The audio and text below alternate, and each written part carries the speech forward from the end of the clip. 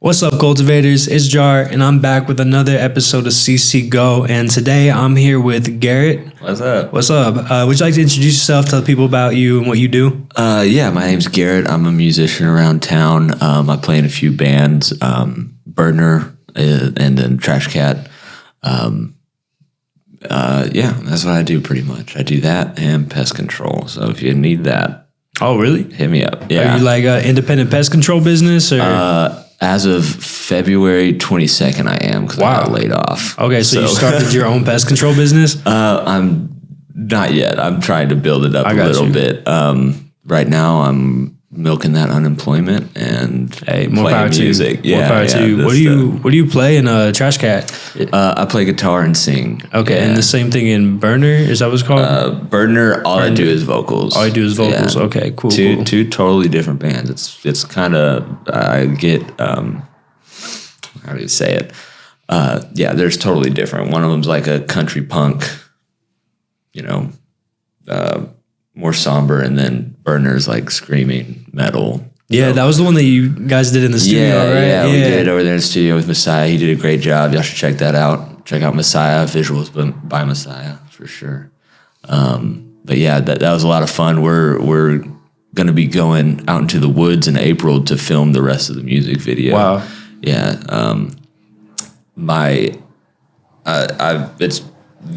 We've storyboarded it for it yesterday till like 3 a.m. So my brain is totally fried on that right now. No, I got you. You said 3 a.m? Yeah. Wow, we went pretty hard last night because we kind of got to get it done. Just time crunches and stuff like that. I mean, you know how busy Messiah is too. Yeah, of course. And we all are, except me because, like I said, I got laid off. So you got some more free time. And if I got anyone plenty of need free their time. bugs killed or anything like that, hit you up. My backyard is looking great right now. As it should. You've been gardening and stuff. Oh yeah, absolutely. Getting ready for spring for sure. Cool. So I'm curious though about the music. What new songs do you have coming up? Are y'all making new songs, or is it really focusing on the one you just created? We are mainly focusing on that one song, just because our guitarist Alex, he's in another band that's going on tour in May, and so he's busy with work, going on tour, going to come back and be busy with work again. So we're trying to demo stuff out. And work on stuff while he's gone. Yep. But right now we're just pretty much focusing on that single till about summertime. I got you. But with Trash Cat, we were a band for a while, and a lot of things happened, a lot of unfortunate things happened in professional life and personal life. So I took a step back from that for maybe about 1.5 years, and I'm just now starting to get back and play live. I'm kind of starting back as a solo act, gradually working with studio musicians right now, working on new songs that I've been writing over the past couple years. So a lot of stuff is coming into fruition as far as that goes, which I'm really excited because Trash Cat's definitely more of like an emotional outlet, where Burner's more of a like, I just get to scream and get it out that way, where like Trash Cat, I sing about things that I have hard times discussing with even people that I'm really close with. So, but whenever I perform it, I'm able to, be vulnerable in that way. And so I'm really, really appreciate being able to get back into that kind of space for sure. And you said Trash Cat, is that the solo one, or that's not the solo one? We are a band. Okay. It started out as a solo act. Got you. I started playing guitar in 2016. Because I moved into a place where I couldn't play my drums, and That's funny. You couldn't play the drums, so you picked up the guitar. Yeah, I've been playing drums since like 2006. Okay. And I couldn't play drums, so I went and bought a guitar that I still own. Love that thing. And let's start learning how to play guitar and write songs. And probably about 3 years into it is whenever I started getting interest from people wanting to form a band, and we did that. And we had a lot of fun, played some really cool shows.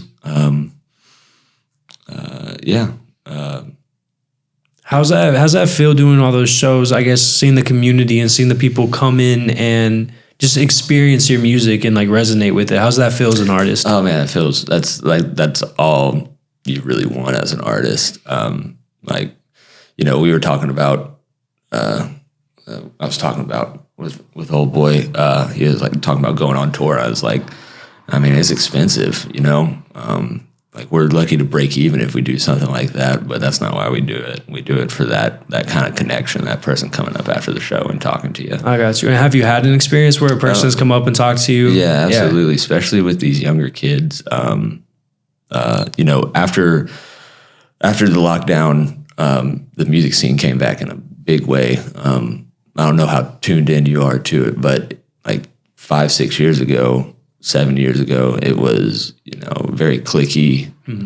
Everyone's kind of sticking to their groups. And then, you know, towards the end of 2021, when people were starting to play live shows again, everybody was going to everybody's shows. Just to be outside again. Hardcore kids were hanging out with the indie kids. Indie kids were going to the punk shows. There's this great mixture, and we fit in really well there because we're indie. We can be heavy. So we kind of bridge gaps between stuff like that. And, you know, these are all kids that are, you know, they were 18, 19 years old whenever the pandemic hit and stuff like that. So they lost some pretty formative years. Yeah. And they came back and went. They went crazy. They went hard. They made up for it. Yeah. So yeah. I was about to swear. Can I cuss on here? Yeah, fuck it. You're good. Okay. Yeah, cool. Oh yeah. So the Houston music scene has impressed me in the last couple of years, like how much it's grown, and like everything from people that just create show flyers to go take photos at shows and stuff like that. I'm interested because I want to get more into the Houston music scene. Where would be a good place to start? Like, what are good venues, events to go to? I mean, you're here in the East End. This is the area that's popping up. It kind of depends what you're into, but in the East End, we have 4, I think now 5 venues. You have right down Lawndale. You have the End and the Compound, and this new venue, Ground Control.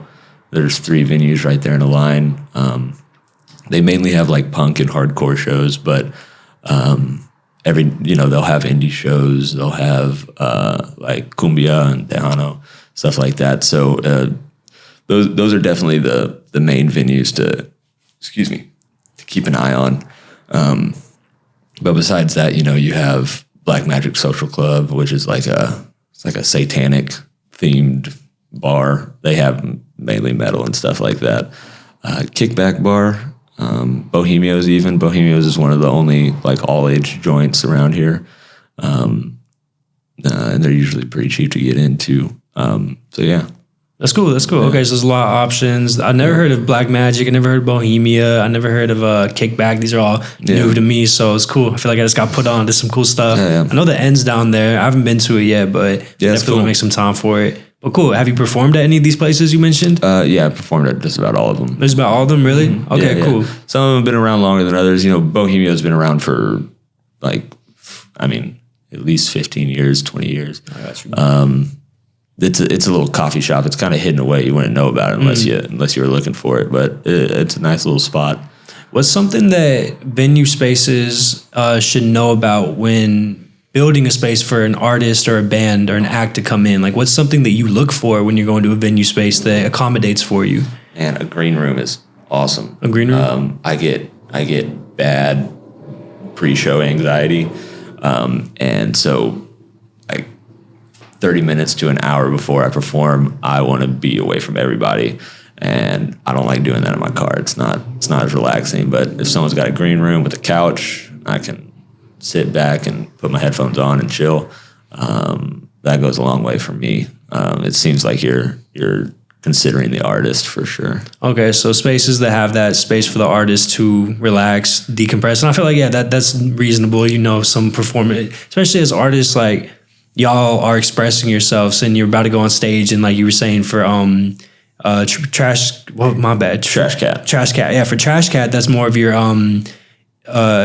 real raw side and your emotional side. Yeah, so absolutely. To go on stage and do that in front of strangers, I'm sure it'd be nice to have the ability to go and decompress. And absolutely. Set yourself up for being in that vulnerable state. So. Yeah, like whenever I'm performing under whichever moniker I've played in many bands. You're a character when you go up there. You're not supposed to be. I mean, be yourself, but you're put on a show. Yeah, you're putting on a show, and if you're just standing in the crowd, and you're like, all right, time to get up there. It's hard to make that transition for sure. So yeah, that's a good question. Yeah, appreciate it. Yeah, absolutely. I'm just trying to think, try to put myself in the shoes of people who would listen to this and want to learn something or learn how experiences from your point of view and stuff. So I'm just curious, on event spaces and stuff. That's very important. It's stuff that a lot of people don't think about. I'm sure they're people who build event spaces. There's I'll put the stage right here and I'll have the lights right here and that's all I need. But did you think about the artists and their comfort? These are things that don't really get thought about. So it's good to bring up. Have an audio engineer come in and tell you where you should do everything. Because some people do just slap a stage up against the wall and call it a day. I got a venue. Yeah. Exactly. There's a lot more to it. And so cool. Yeah, absolutely. So we are running on the end of our time. So I'm just curious, before we do wrap things up, is there anything you'd like to tell any of your fans or any people watching about any upcoming things, any knowledge you'd like to drop, anything like that? Oh, sure. Let's see. March 14th, Burner's going to be in Austin. We're going to be playing some South by dates. March 22nd, we'll be back in Houston. We're playing at Ground Control, right next to the new venue. And March 14th? March 22nd. 22nd, okay. We'll be back in Houston. And then with Trash Cat, my one and only show I got booked is April 13th. I believe we're playing right here in this warehouse over here. In Community Cultivation Network. Yeah, absolutely. Cool. CCN. What's that? In the studio. You're not on the podcast. You can't talk. Get out of here. But it's for editing purposes. Interpreting about comedy. Yes, sir. So in the studio, That's what I got on. That's what I got going on. But go outside, ride your bike, go to Smithers Park if you've never been. It's dope. Touch grass. Yeah, touch grass. You big on touch grass? Yeah, play with your dog. Enjoy life. Pet your cat. Kiss the ones you love the ones you kiss, I guess. Or hate them and still kiss them. Just spread love. Mm-hmm. Yeah, absolutely. Yeah, this is fun. Cool. Well, I'm happy to have you on, Garrett. Thank you for coming on to the Community Cultivation Network podcast, and it's been my pleasure. I'm Jar. Peace out, cultivators. Later, y'all.